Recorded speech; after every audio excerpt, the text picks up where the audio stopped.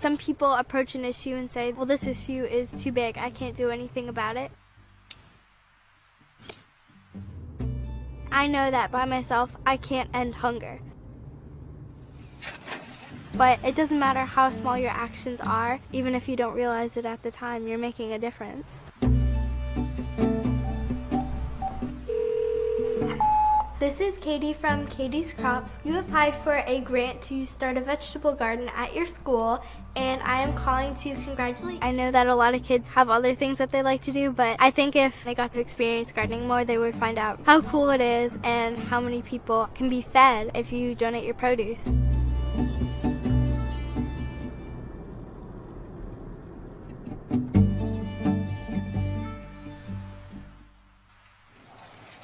When I was in the 3rd grade, my 3rd grade teacher had signed up for the program where they give cabbages to 3rd grade classes across the country. So I picked out my seedling and brought it home to plant it. I just watered it every day, took care of it. When my friends came over and they're like, oh my gosh, Katie, look how big your cabbage is. It just kept on growing until it reached 40 pounds. This little light bulb went off inside her head and she said, Mommy, Daddy, I know what I want to do with a cabbage. I thought, well, maybe it'll help to feed a couple of people. I never in a million years thought this cabbage is going to feed 275 people at a soup kitchen. When I looked at the people in line, I thought, wow, they're just like my family. For all I know, they could be my family who've fallen on hard times. We've gone through dramatic changes in our own personal life, and it's humbling. Our kids know when you can help someone, you do what you can, because eventually you may be that person standing in that line. They served my cabbage with ham and rice. I got to serve it, and I got to see all of the faces in line. We got in the car that day, and she sat very quietly for a while. I said, everything okay? She said, you know what, Mommy? If one cabbage could feed that many people, imagine how many people a garden could feed.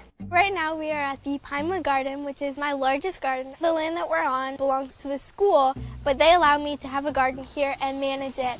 I had been donating to the only soup kitchen in the Somerville area, and then they shut down because of financial problems.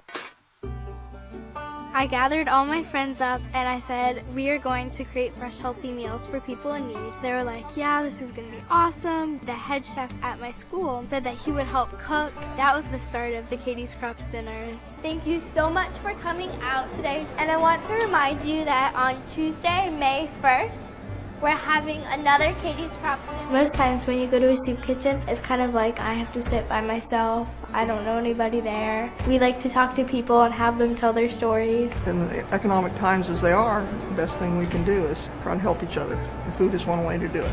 To me, it's a real blessing to see that there's children that's preparing this. I know some people might have a goal that when they were little they wanted to make world peace or they wanted to end hunger. When they see younger kids doing things for that issue, then they realize, wow, I can do something too. I can start to achieve one of my childhood goals. So many people empowered her by saying, I'm going to give you funding. She's like, it's my turn to pay it forward now. I believe in all these kids all over the country who want to do this. And then how many people those gardens are going to touch. It just continues to grow. She was like the magnet that attracted us. So we went, we met her. They said, we have over 40 acres. Would you like to start a garden there? She's had people contact her from across the country. What can we donate? What do you need? People you don't even realize how they're seeing it. How are they getting the information? We picked up so many amazing team members that I couldn't do this without. It's grown so much and I foresee it growing so much more into the future.